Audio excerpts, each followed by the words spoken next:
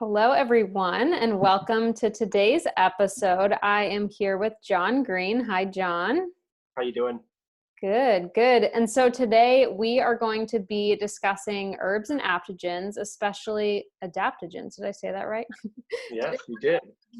Today we are going to be discussing herbs and adaptogens, especially as they relate to our immune system, especially given the current situation that we have going on right now with the COVID pandemic.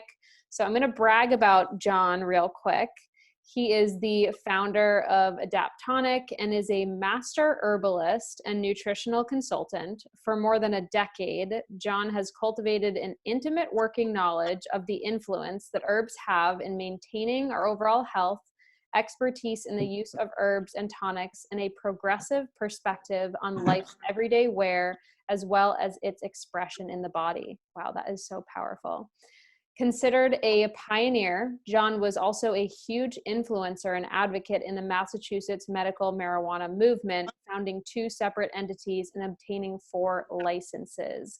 And I, of course, respect this as being someone who is a big advocate for medicinal cannabis use as a holistic cannabis practitioner. So welcome, John, and we are so lucky to have you. Thank you for having me. I feel blessed. I think the hardest part about today's episode is going to be keeping it within a certain time frame, because anytime that I've spoken with John, his passion for his work is very clear, and it's not often that I get to engage with individuals in the field who are just as passionate and like-minded. So we'll do the best that we can. So let's give the listeners an overview on what a virus is, how it interacts with the host, because I think that it's really important that people have a foundation before we segue into the herbs and adaptogens. So yeah, most people have a very abstract kind of understanding of a virus. And, when we start understanding a virus, the more information we have about something that affects the body, the more we have the ability to actually protect ourselves from it. So a virus is a pretty interesting pathogen. Unlike bacteria, it needs an actual host to replicate. Usually a virus enters through the body, through mucosal membranes, through the eyes, through the respiratory system, and through blood. And even the COVID, you can have little micro tears on your hands, and that's kind of the dangerous part about viruses, that it can actually enter through the bloodstream. Now, once the virus gets in the body, the main kind of function of the virus is even though it needs a host to actually replicate, it has some genetic information that's critical for making copies of itself, but it can't really get the job done without borrowing our enzymes and our molecules to basically concoct more of the virus itself. Well, that's interesting. And so obviously why you mentioned the part about the mucous membrane. So that's why everybody's wearing masks, right? And Yes. I remember the other day I was going to the store and my mom said I had glasses on, and she's like, "Oh no, keep your glasses on." So you said your eyes, that's actually a way that a virus can, in this case, COVID, can actually get through the mucous membranes in our eyes.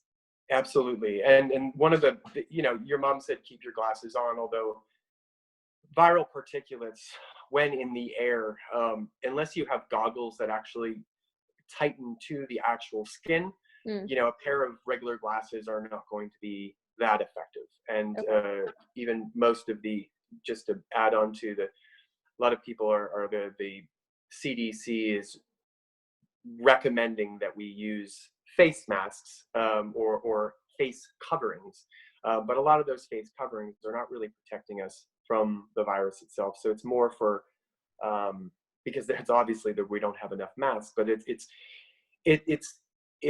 ineffective, but it is more for people feeling like they have control over the situation and feeling a little more safe. That makes sense. So now that we know what a virus is, how do we fight it? Well, really looking at the virus, once it enters the body itself, it has a certain envelope, this outer layer that's sometimes made of a lipid substance. And once it gets into the body, our immune system can actually do something with it. But the way the virus works in the body is as it comes into contact with our cells, that viral envelope, just imagine like gears that are connected to, other gears. Well, think of the viral envelope as one of the gears and our cell membranes as the other. And that virus kind of connects and clicks into the cell membrane. And it either absorbs straight through the cell membrane through lipids, and once it touches, it goes straight into the cell, or it attaches to the site and injects some of its genetic information into the cell to allow the virus to then replicate and then take over the cell. It does sound a little bit scary and sci-fi-ish, but it's interesting, because it's for me as an herbalist, there's ways to actually disengage and render the virus useless, because that viral envelope is one of the most important things that virus has to doing any sort of damage within the body and actually creating a foothold.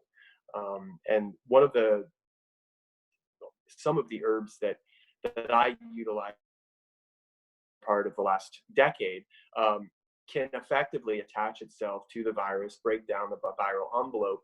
One of them being Cistus incanis, or just known as cistus. Cistus is a Mediterranean herb that basically grows on the sides of mountains in pretty harsh, inclement weather.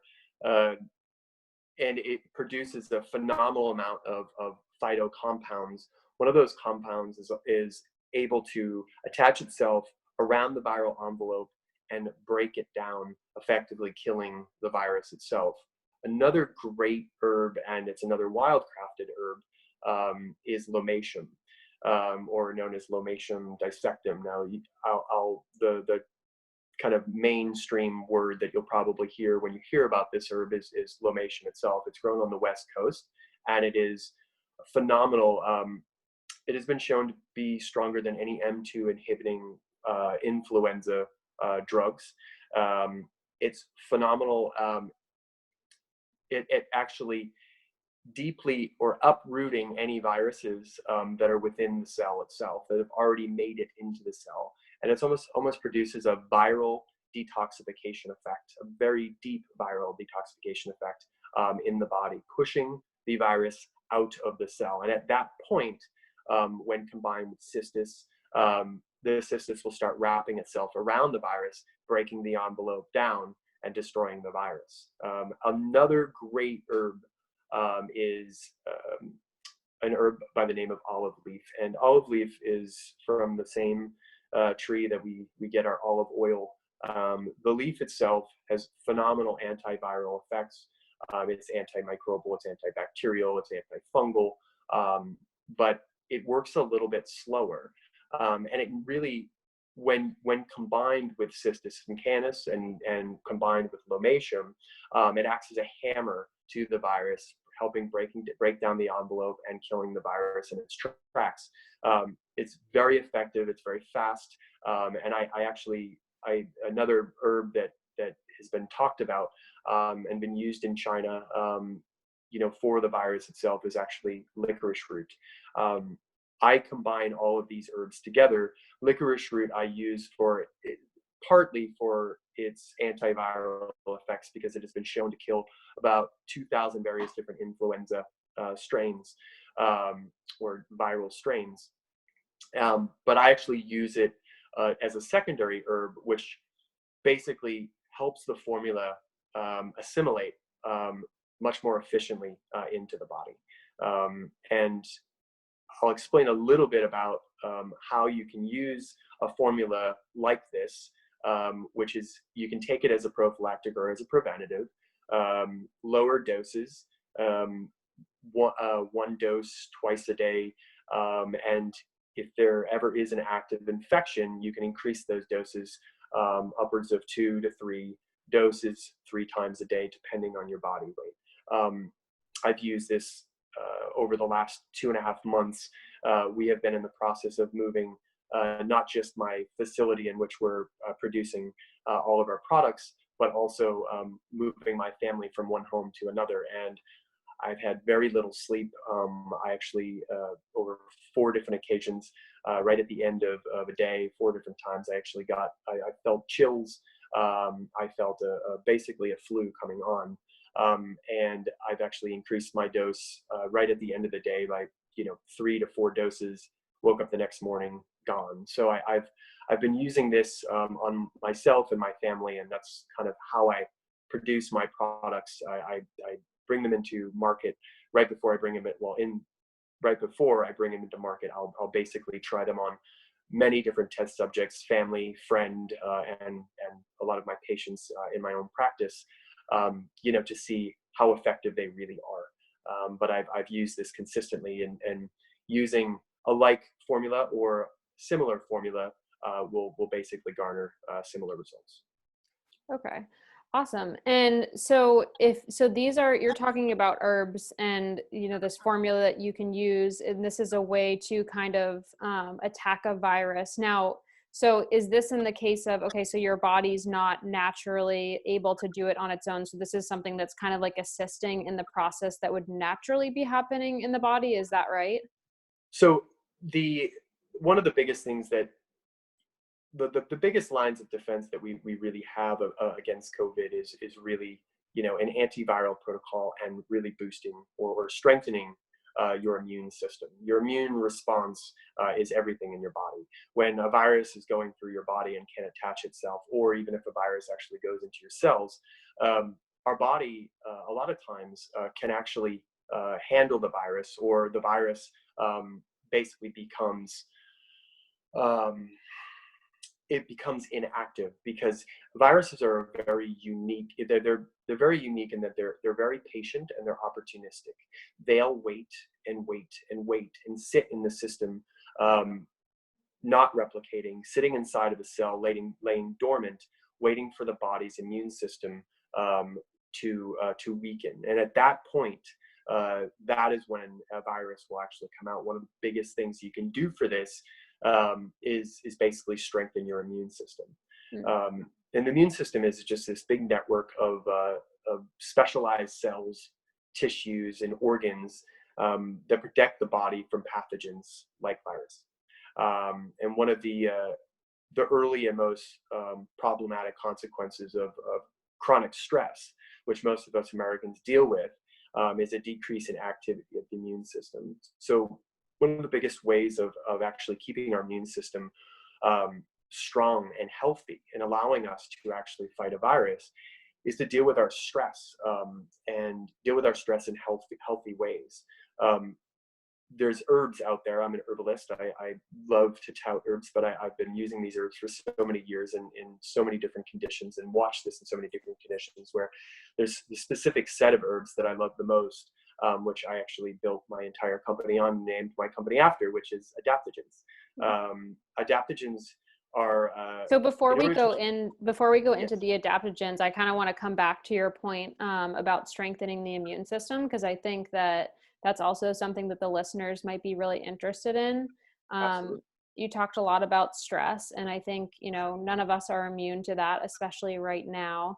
And, you mentioned different tissues in the body and how we've got this network, and, as we both know, about 70% of those immune cells are located in our gut. And so that's a huge, portion of our immune system. So making sure that our gut is healthy, because if it's not, then we're going to be having these heightened responses to things like the viruses, or improper responses to it.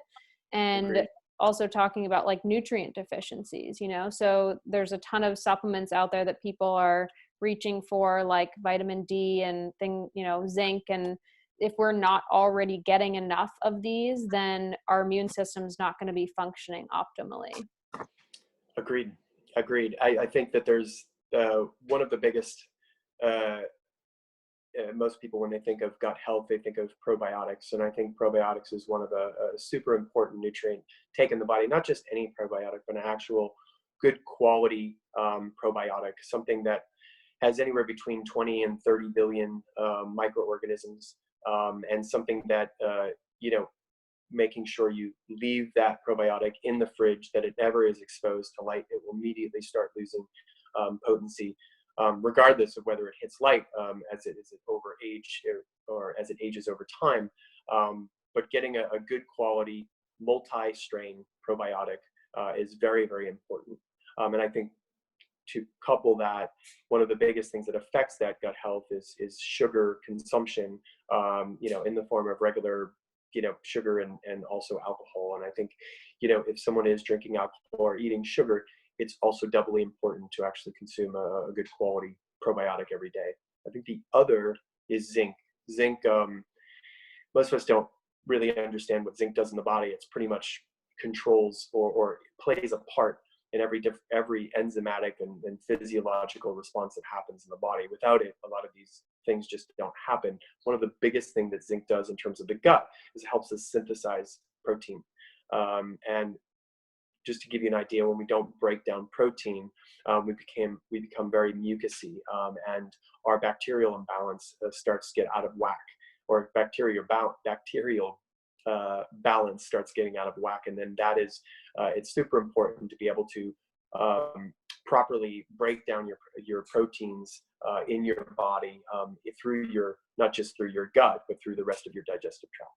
Yeah, I had a client last week who she has been taking a zinc supplement, and I think a lot of people are running to the stores and taking supplements, and there needs to be a lot of caution around this, and hopefully the listeners can take this away, because I just found a pill of it in my stepdad's cupboard that they shouldn't be using it for more than a week, because they can actually create that copper deficiency, which can actually dampen your immune system and make you worse off than you would be. Absolutely. And I think the copper deficiencies, and I think is somewhat rare. And in my eyes, I think most of us consume in excess amounts of copper and not enough zinc. And the reason why that is because our soils are so deficient in zinc. Is the number one most deficient mineral in the world. The next one is magnesium in our soils. And if it's not in our soils, it won't get into the food. And if it doesn't get into the food, it won't get into our bodies. But there's so much copper that we consume day in and day out, especially when you think about, drinking water out of a tap. A lot of most of that water comes through copper pipes. Copper is super soft, and it almost makes colloidal copper. So when we're drinking one glass of water, we could get an abundance of copper that our body didn't actually need. And as our copper serum levels start to rise in our blood, the zinc serum levels start to drop, because what happens is our zinc acts as a almost kind of sacrificial. It sacrifices itself to get rid of the excess copper. But I definitely agree that copper toxicity or copper deficiency could very well be a problem.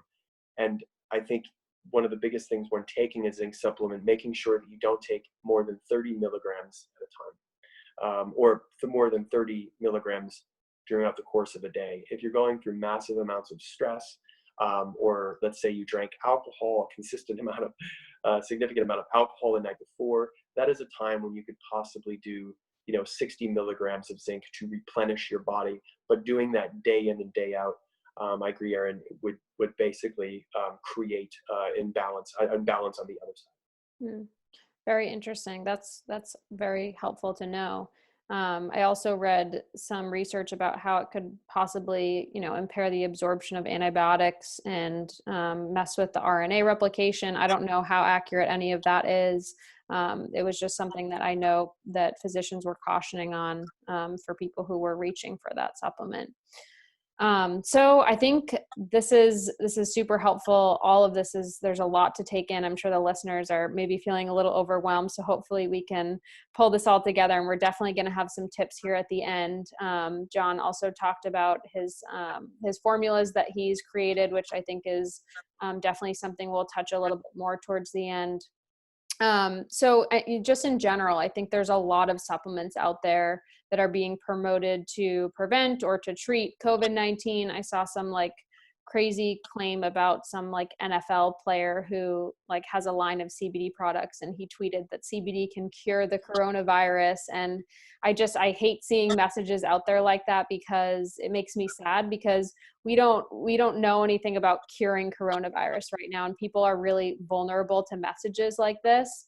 And so I digress, but in general, the research that I've looked into, none of these have been proven to work, but some have potential benefit. And this is based on the research that I found. And the list includes, never even heard of this one, but astragalus, is that how you pronounce it? Yes, astragalus. Echinacea, elderberry, probiotics, particularly the lactic acid producing strains, quercetin, turmeric, and curcumin. And then the last one was zinc. So those are the ones that I had found in research to help. And this is, again, reducing the symptoms. We're not talking about supplements that are curing COVID or, making you immune to that. But I'd love to hear your perspective on kind of some of the natural supplements or adaptogens or herbs that you use that have some research behind them, because I know you've sent me some research that I've looked into that was supportive of these in terms of upper respiratory tract infections and influenza. And so I'd love to hear maybe your biggest takeaways, or like the list of ones that you think are going to be the most useful in terms of fighting this virus and how they can be used. Absolutely. I think some of my most favorite herbs, to kind of lead back into, is really the adaptogens, and how they strengthen the entire system of the body. Because one of the biggest things is that we can handle a lot. A lot of people, for instance, have Lyme disease, and this is a great example where many people are affected by Lyme, but there are many people that have had Lyme in their system, test for Lyme, and have never had a single issue. And there are others who literally their entire health is just breaking down. And the same goes for viruses, and a lot of these adaptogens have been shown in really harsh environments like Siberia, where there's they did a study with 2,000 truckers where they gave them eleuthero, which is it's a Siberian root, also known as Siberian ginseng. Although it's not a ginseng, it has been shown to reduce the risk of getting the flu over the flu season by somewhere around 60%. And these studies, you could go on and on and on, but I do look at what are the best herbs for this situation right now. And I think one of the biggest things when we look at COVID, we look at what is it actually doing, and what's it impairing. It's really weakening the lung systems, or it's attacking the respiratory systems. And there are some adaptogens out there that basically strengthen adaptogens and strengthen the actual lung system. And for those who don't know a little bit about adaptogens, I think I should just explain a little bit. One of the biggest thing about adaptogens is that they are bi-directional. Now, most herbs move in one direction. Kava kava is more of a sedative. And so if you give kava kava to someone that's hyperactive, it will decrease that hyperactivity and kind of bring them back into a state of balance. But if you take that herb, because it moves in one direction, it acts as a sedative, so it moves into a hypo state. It will basically it will create imbalance if taken longer than they need to, or in higher doses than they need to. Adaptogens are very different because they are bidirectional. So regardless of whether the body is in a hypo or hyper state, whether it's in excess or deficiency, it will bring the body back to balance, or what we call as homeostasis. And homeostasis is stability. Our system thrives in stability. That's when our immune system is the strongest. That's when our nervous systems are the most nourished. That's when our endocrine system is in the most balance. And we're able to withstand a lot of pathogens, specifically viruses and bacteria, when our body is in that state. Adaptogens are completely non-toxic. and they can be taken for an extended periods of time in higher doses without any adverse effects in the body. They have a normalizing effect, regardless, as I just said, regardless of whether the body is in a hypo or hyper state. And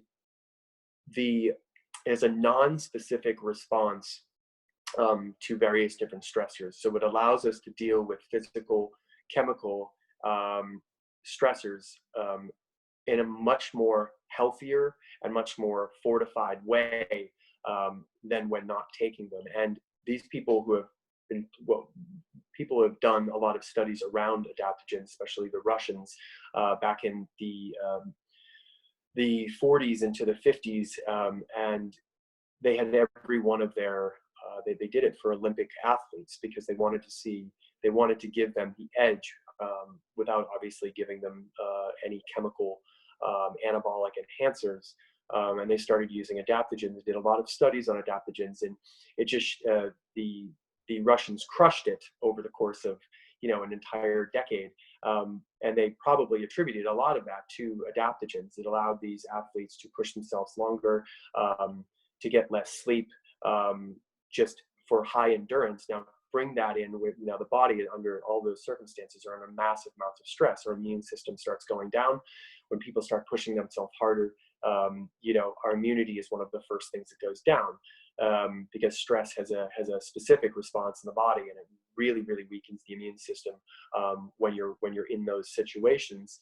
Now, couple that, you basically bring it to our modern day. We're constantly under massive amounts of stress. We have technology that is increasing our, the speed of thought and increasing our work days. We need to get more work done where our immune systems are being affected by this.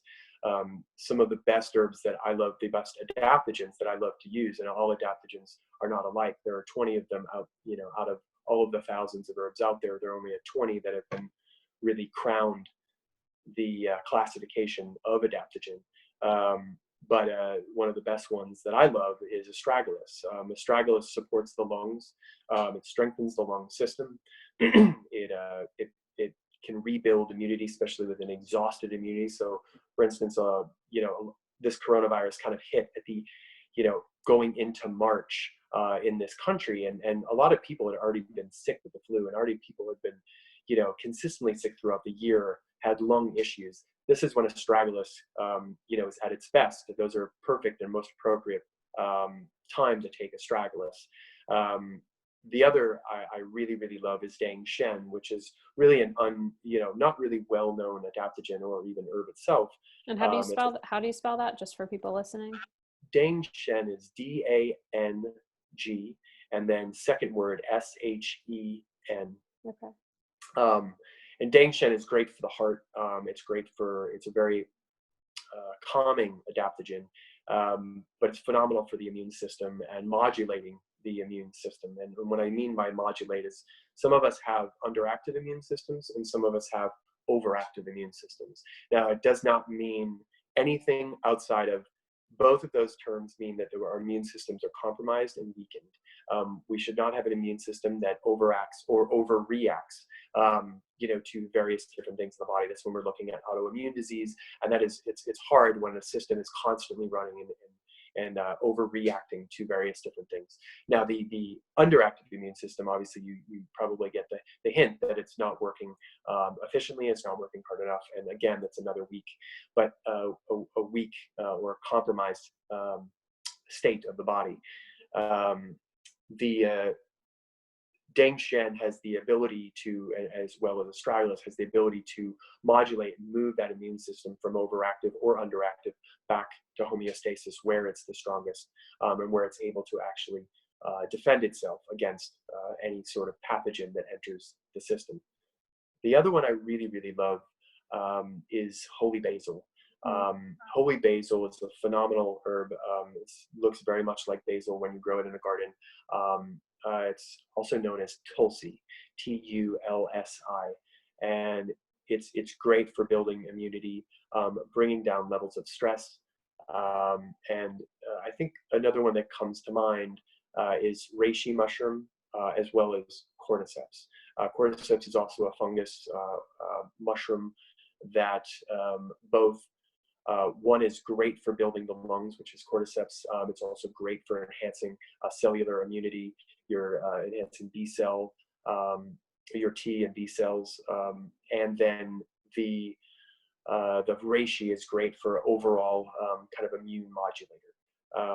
Now, taking all of these herbs individually are shown to be very, very effective. But what I've seen in my own practice, and has been in concert with many other herbalists who have used these herbs over the past decade, I think you putting these herbs together and taking them together create a formula that is more than the sum of its parts and much more effective for the body. And you don't need to take, one single dose of astragalus and one single dose of reishi and one single dose of 15 other different herbs.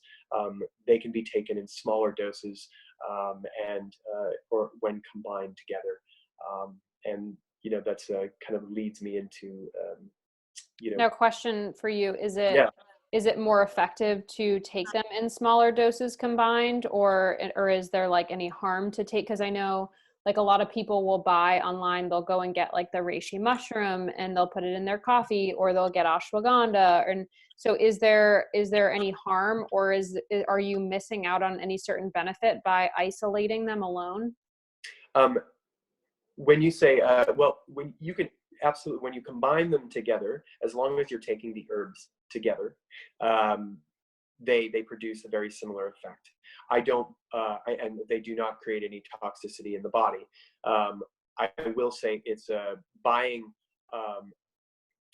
individual and taking larger doses. You could be taking smaller doses of all these individual herbs and getting just as great effects as when you take them all, when you're taking full doses of them.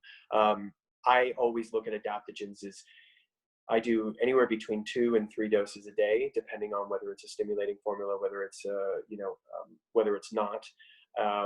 But there's no need to take an excessive amount of adaptogens itself. And taking them twice a day, our formula combining all of them, or taking individual ones twice a day, and keeping them spread apart first thing in the morning and maybe later on in the afternoon, I think is super effective. And about how long would someone have to use an adaptogen or an herb to see the benefits? Obviously, in the case of COVID, you mentioned this is more of a preventative thing in terms of strengthening immune system. But say somebody's using them for sleep or stress or improved energy and focus. How long would you say that someone's body would take to respond, or would you say that it's individualized depending on the person? Well, no, that's a great question. Oh, those are great 2 questions, and it is. I'll start with everybody is different. I take herbs when I take adaptogens. I remember taking my first adaptogen or adaptogenic formula.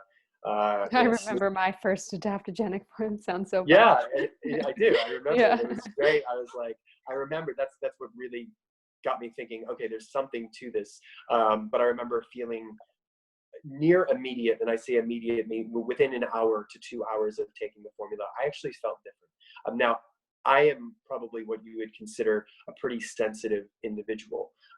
Not to say that I take smaller doses of something and can feel it significantly, although that is true for some things for me.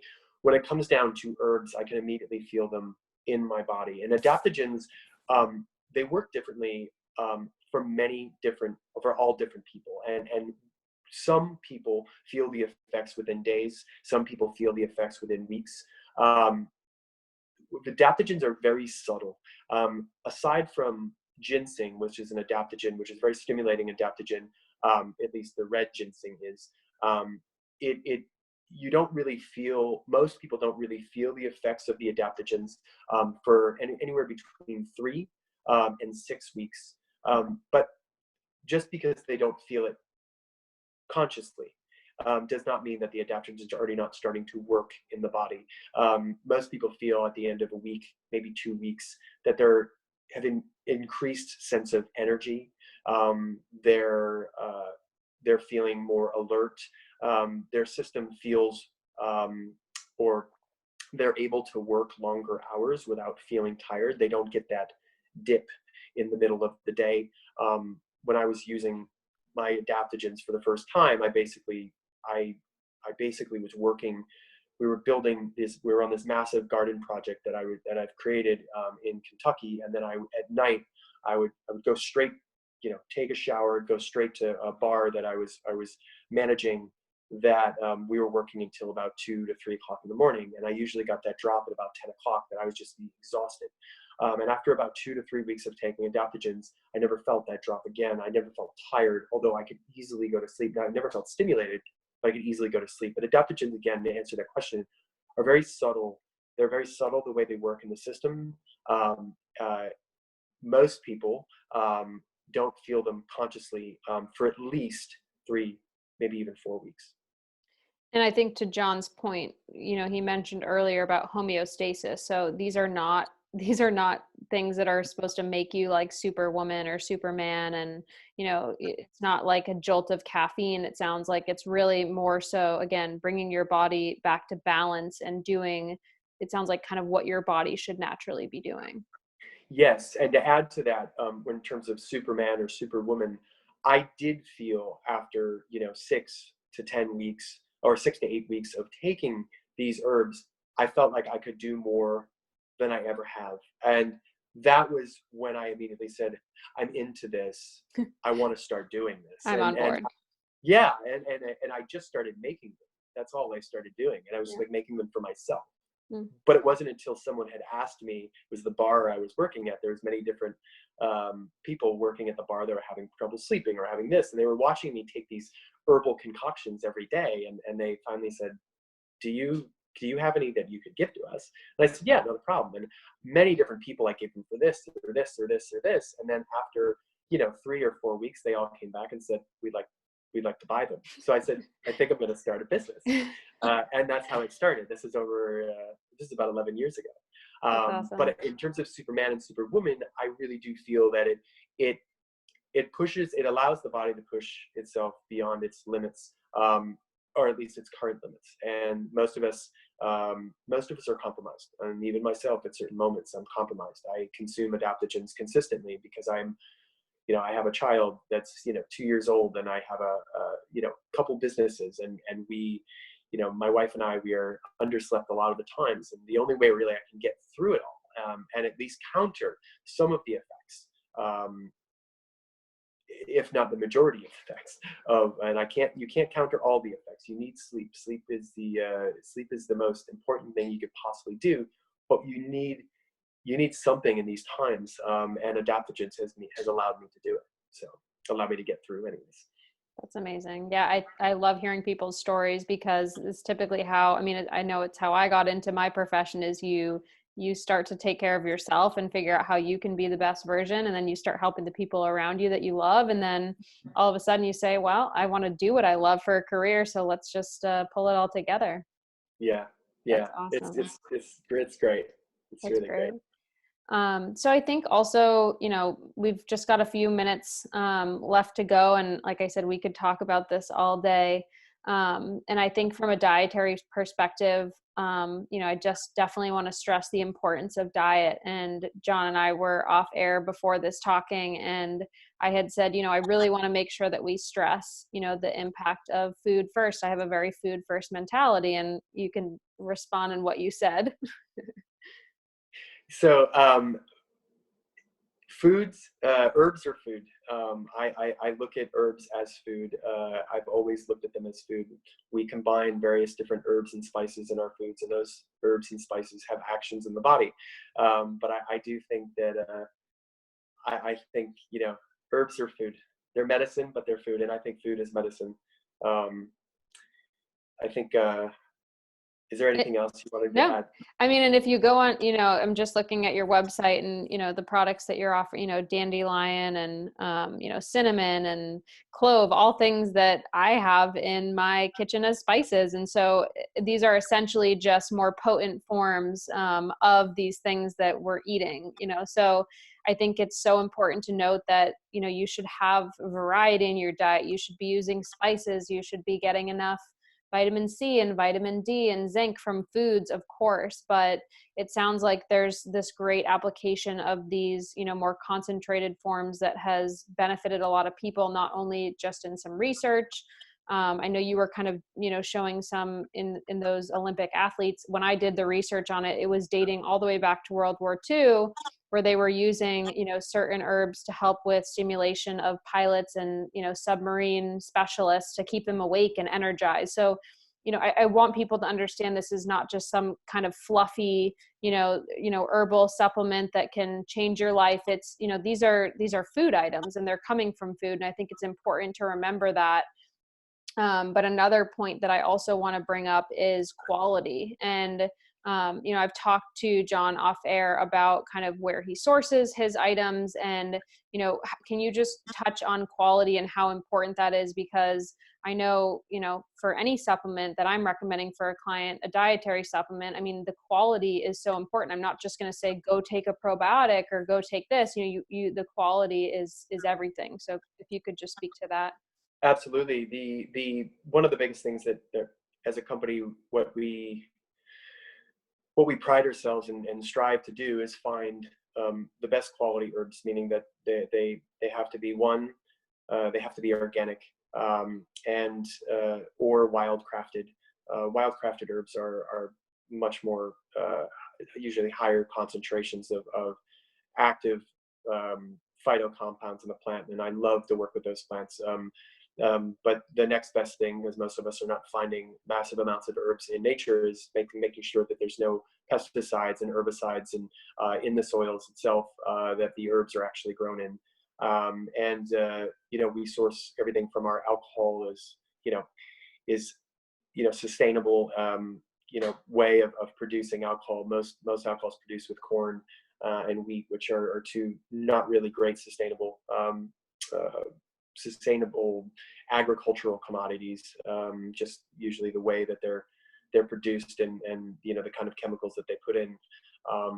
But sugar is in order to make alcohol, it's obviously the most needed nutrient to actually make alcohol. So sugar cane is what is actually used to create our alcohol that we use for our plants, used for all of our extracts. And I think one of the biggest things is that we're looking to, one, no matter what, support the soil, supporting herbs, supporting businesses that are really doing a good job. And I don't say just good as in pat yourself on the back, doing a good job at supporting the soil, because the soil is everything. That's the foundation for our entire business. Without it, we could not produce products that were actually medicinally sound. So. I love that. I wish we could end on that, but I have more questions. I love that point about the soil. Now, unfortunately, we're coming to time, so I want to give the listeners kind of what your 3 big takeaways would be. And this can relate to COVID. This could relate to just herbs in general. What would your 3 takeaways for the listener to be in terms of importance? Well, I think, this is a topic of our times right now. And I think, speaking of something that's relevant, and, we did speak about COVID, and I think it's something that's on people's minds. And I think, I'll kind of stick to the 3 things that I feel right now is the most relevant, and is really, one, build your immunity. Do it through adaptogenic herbs, some of the herbs that I spoke about, or check out my website. And one of the best formulas that I feel like I've produced in a long time, is a product called Immumend. It strengthens the lungs, it modulates your immunity, strengthens your immunity, and it really significantly reduces the effects of stress. Take it now and take it through the summer, because I think most people do not realize that this virus will come back. It will mutate over the summer. It's going to come back, and it will be stronger, just like the flu, or the Spanish flu in 1918. There were more deaths in October than there were in the majority of the entire flu season previous that year. So strengthening your immunity now, taking that now and through the summer and certainly into the fall, and getting your immune system prepared. I think the second thing is keeping an antiviral protocol, smaller doses, 1 dose twice a day, doing some herbs like lomatium, cistus, olive leaf, licorice. These are things, I combine into a formula. It's called Viravade. You can find it on the website. Taking smaller doses now while there's still active infection. When the summer hits, we don't know how this virus is going to affect, how it's going to be affected. We know this, viral particulates are in the air. Once there's more moisture available in the air, those viral particulates start to absorb water and they start to fall to the ground. That's why there's a cold and flu season. It's very dry in the winter, very moist in the summer. We could see a pretty, huge dip, but keeping a small amount of antivirals, at least until the CDC says, we're in the clear. And then obviously starting back up again, come September, getting your body prepared, I think is the smartest thing to preventing a virus and also during active infection. The third thing I think is, and you're probably all going to hate me for this, stay away from sugar. And that comes in the form of cookies and also in the form of your favorite tasty beverage. But these are the things that will suppress the immune system more than anything. More than any substance you can put in your body, sugar and alcohol. And I know that everybody right now is probably looking to that and turning to that as their crutch, as I am. I know my wife is, in various different forms, but we love sugar and various different things, honey, but we're probably consuming more of that. And I think, one of the biggest things is regulating that a little bit, trying not to consume that extra cocktail at night, and maybe substitute it at the end of the night with like a wheatgrass juice powder or something to alkalize the body. Because one of the biggest things is acid. An acid environment is so conducive for a virus. Viruses love acid environments, so trying to protect yourself that way, making sure that your body is somewhat alkaline, will kind of provide, well, not just kind of, it will provide your body the protection that it actually needs. Yeah. Okay, wonderful. Well, thank you for those, John. Those are excellent. And, I think, again, there's so much stress going on right now amongst everybody, and, managing your stress, I would add to that list, using those adaptogens to support you, consulting an expert with that. Also, disclaimer, which is also on John's website, you should always consult with a physician prior to using these formulas. If you're on any sort of medications or things like that, you always want to look into that and make sure that, there's no potential harm there. And last disclaimer is, the most important thing you can do to avoid infection with coronavirus to prevent exposure, I'm going to sound like a broken record, just like everybody else, but, stay healthy, keep away from, people, follow the guidelines that are in your area, and, wash your hands and stay healthy. Make sure that you're getting plenty of nutrients, vitamin C, vitamin D, variety in your diet. Amen. Last question, my favorite question. What is your favorite childhood memory with food? So I was trained as a chef later on, and I started off, I remember the first thing that I think there's two, I have to say two, because it's the reason why I started cooking. I was making with my godmother, who was probably about 84 at the time. She used to be a rockette on Broadway. She left her husband back in the 30s and 40s without telling him. This is a very interesting woman, but I remember I was making strawberry shortcake, which isn't really cooking at all, because I just took, those little packets of shortcakes that you buy at the market, and I was putting some sort of whipped cream or Cool Whip, I have no idea, and layering strawberries on it. And she said to me, she goes, "Are you going to be a chef someday?" And I said, yeah, I am. And after that, I actually started cooking, and from the early ages of 9 years old, and I did it out of basically necessity and desire. I desired to have eggs in the morning, but my mother was not the type of person that got up before school and just eat a bowl of cereal with milk, or that's it. So I watched my sister Colleen eat eggs every morning, and she wouldn't make any eggs for me. So I had to learn how to make eggs. And by the way, any chef will tell you that if you can learn how to cook an egg, you can cook anything, because an egg is the most delicate substance. They say you can cook it on a hot sidewalk, but it is the most delicate substance, to be mastered. So if you can master an egg, I always tell people, cook an egg first, and you'll be able to cook anything. I love that. All right, I'll keep that in my back pocket. I forgot you. I know you asked me earlier, and I forgot that was coming. So, well, good. I'm glad. Thank you for sharing that memory with us, and Absolutely. Those always make me smile.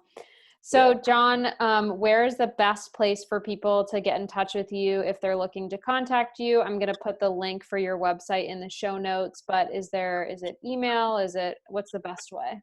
Yeah, john@adaptonic.com would be great. If you have any questions, info@Adaptonic or John@Adaptonic. I'm happy to answer any questions you have regarding dosing, any herbs whatsoever. I mean, I really do pride myself, and I love interacting with a lot of my customers. A lot of them have questions. A lot of them are new to herbs, and so please, reach out. Sometimes it takes within 24 hours to get a response, but I promise I will get to you, and I'm happy to do it. So check us out at adaptonic.com. Great. Well, John, thank you so much for joining me on the podcast today, and I so appreciate it. And I will definitely have to do some more on, herbs and adaptogens and all types of things, because you are a wealth of knowledge. So thank you so much for coming on. No, thank you for having me. It was really great, and I'm looking forward to doing this again. Awesome. Well, enjoy the rest of your day. Thanks. You too. All right. Bye.